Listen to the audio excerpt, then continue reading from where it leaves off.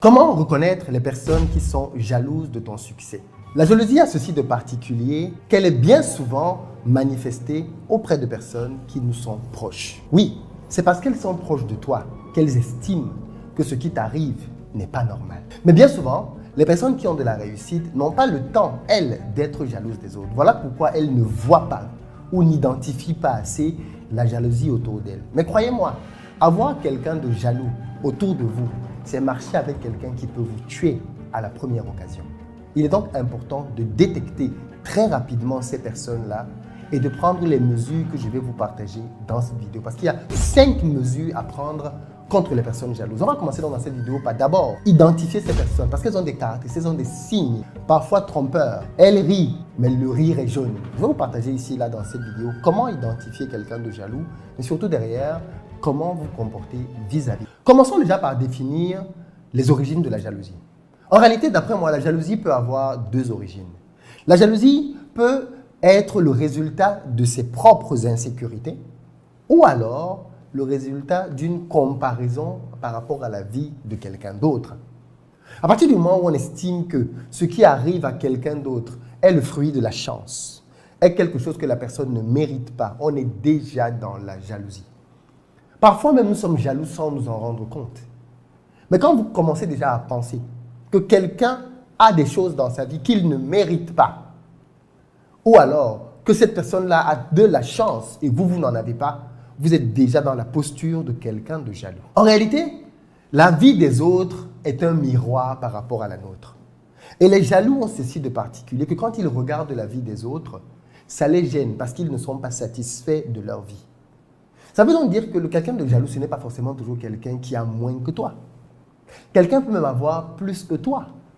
Mais quand il te voit, toi, dans tes petits moyens, il voit quelque chose que tu as que lui, il n'a pas et ça lui pose problème.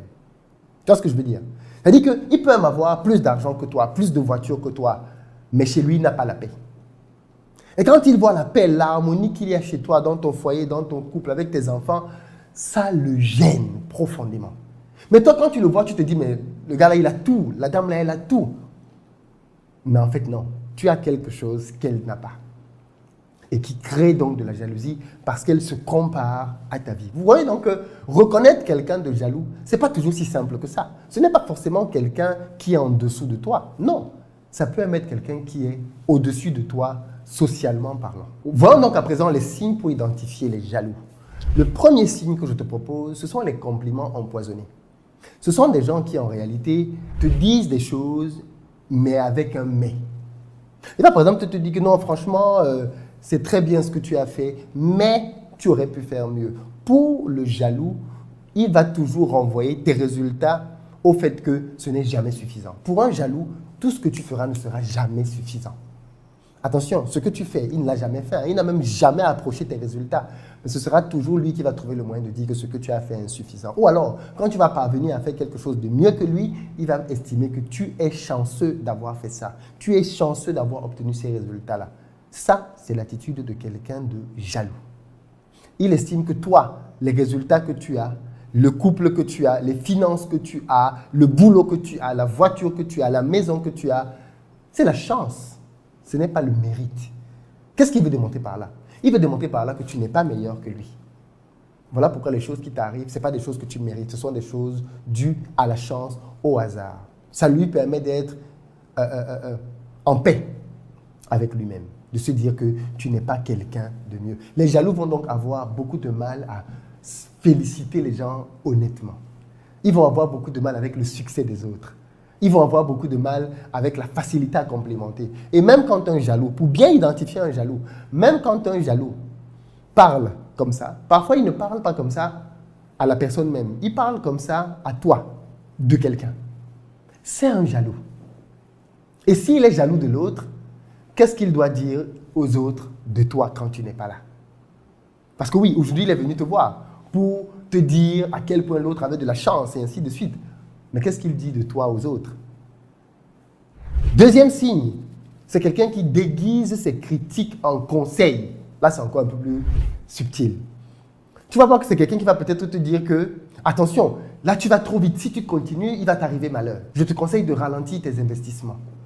Tu vas trop vite là. Tu es trop ambitieux. Il va trouver le moyen de te critiquer sur des choses légitimes, mais en faisant passer ça sous le volet de la sagesse. Non, tu sais, dans la vie, il faut aller mollo, mollo. depuis que lui-même, il va mollo, mollo, il est allé où? Il va trouver toujours le moyen de déguiser ses conseils en un peu une forme de sagesse. Non, franchement, je te dis, moi, je suis arrivé ici en Europe il y a longtemps. Je suis là avant toi, n'est-ce pas? Moi, je connais les États-Unis avant toi. Je connais le Canada avant toi. Tu vas arriver ici, c'est toi qui vas montrer comment ça marche. Parce qu'il a vu que depuis que toi, tu es arrivé au Canada, tu commences à faire ce que lui, il n'a pas fait. Lui qui est là depuis très longtemps. Maintenant, il veut donc calmer tes ardeurs. Mais ça, il le cache sous la sagesse. Supposément, il est sage. Non, tu sais, c'est pas comme ça que ça marche ici. Laisse-moi t'expliquer. Ne m'explique rien du tout. Ça, c'est un trait subtil de la jalousie. On cache ça derrière les conseils. Mais en fait, la fin du conseil, c'est de te ralentir, c'est de te freiner. Parce qu'il trouve que tu vas trop vite, que tu es en train d'avoir trop de succès, que tu es en train de vraiment atteindre des résultats qu'il n'a jamais obtenus. Donc, il trouve le moyen de canaliser tout ça. Parfois, ce sont des gens qui ont eux-mêmes eu des échecs et ils les canalisent sur toi. Oh, tu sais, moi, je connais les hommes, hein. Moi, je connais les hommes. Moi, j'ai été avec un homme. Ça s'est passé comme ça, comme ça, comme ça. Donc, si tu continues, tu vas avoir la même chose. La personne projette ses échecs sur toi.